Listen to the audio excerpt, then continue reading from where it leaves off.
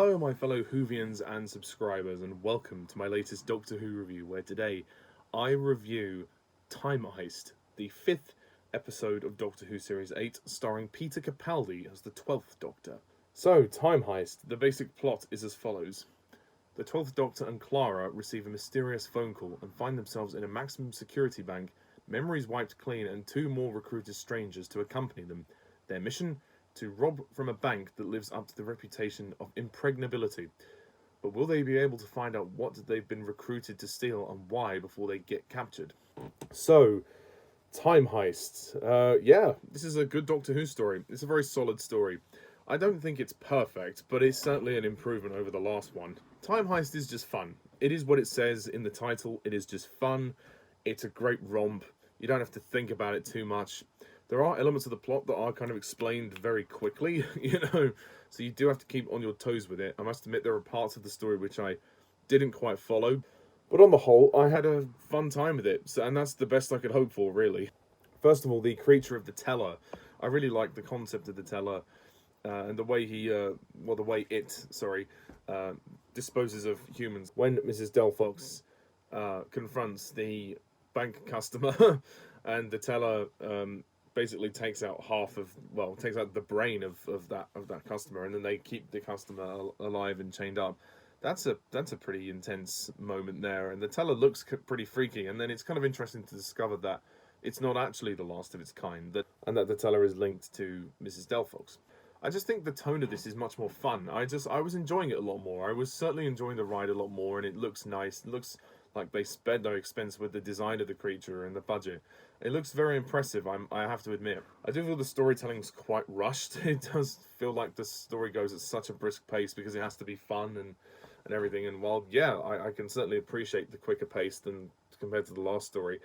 Yeah, I did find parts of this story a little bit hard to follow, like the ending where they, dump the exposition on screen, where they talk about the Bank of Cabraxos and the two tellers reuniting, and then the whole thing with the memory worms and the fact that they all erase their own memories. I'm like, okay, that's kind of making sense, but can you slow down a bit, please?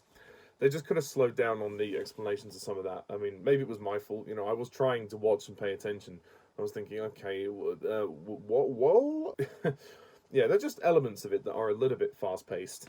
But nonetheless, it's a fun story.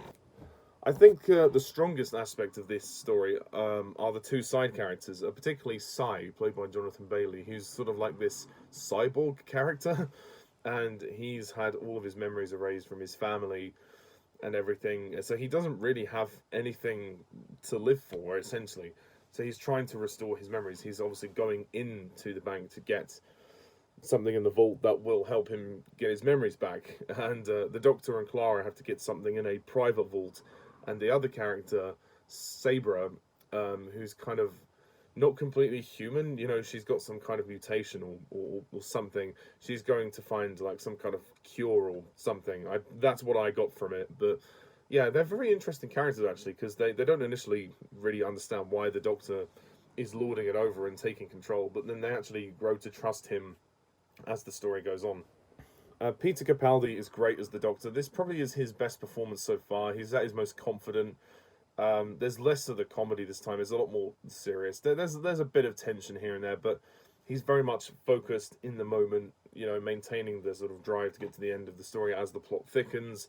You can tell the Doctor's kind of wrapped up so much in all this, which is great. And his chemistry with Clara this time is very strong. There's not so much bickering going on.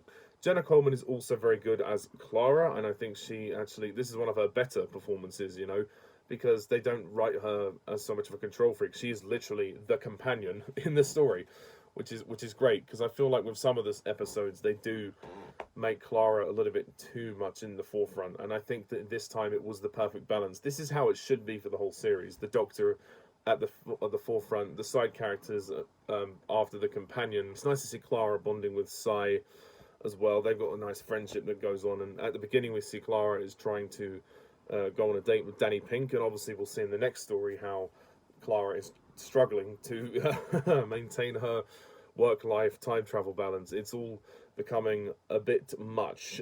So we'll see in The Caretaker how that balances out. And interesting that Mrs. Cabraxos actually cloned herself. You know, there's a revelation that she's cloned herself, and there's various clones in various areas of the operation just to keep the bank running, which I think is an interesting plot twist. If I had any criticisms, that would be one criticism that Mrs. Delphox, or whatever her name is, played by Keely Hawes, you know, the central sort of villain, she doesn't really get that much to do, and once it's discovered that she's a clone, there's not much else that the character does for me that really stood out. I didn't think that her presence was all that intimidating. I thought the teller was more intimidating. I thought the teller was more interesting, quite frankly. So they could have spent more time to write her in a bit more of an interesting way. The episode could have taken time to sort of stop and explain things a bit more, but it was going for a fun, rompy adventure, and you know, at the very least, it's a satisfying time with that. But I must admit, parts of the plot are very rushed, so perhaps making this 2 parts might have helped, but that's just my personal opinion. I do like the production design, the set design of the bank, that's really cool, and the music is fantastic. But on the whole, this is a decent story. You know, it's pretty fun, it's pretty good, but it's nothing more than that. So to wrap it up, I'm going to give Time Heist a 8 out of 10.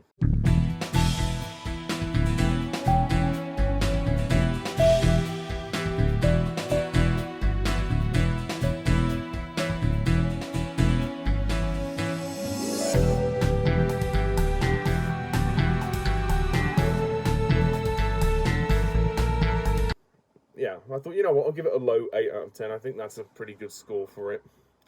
So thank you very much all for watching this review. Please hit the like and subscribe button down below. What do you think of this story? And stay tuned next time when I review The Caretaker. So until then, thank you very much for watching. And as always, I'm Mr. Talos11. See ya.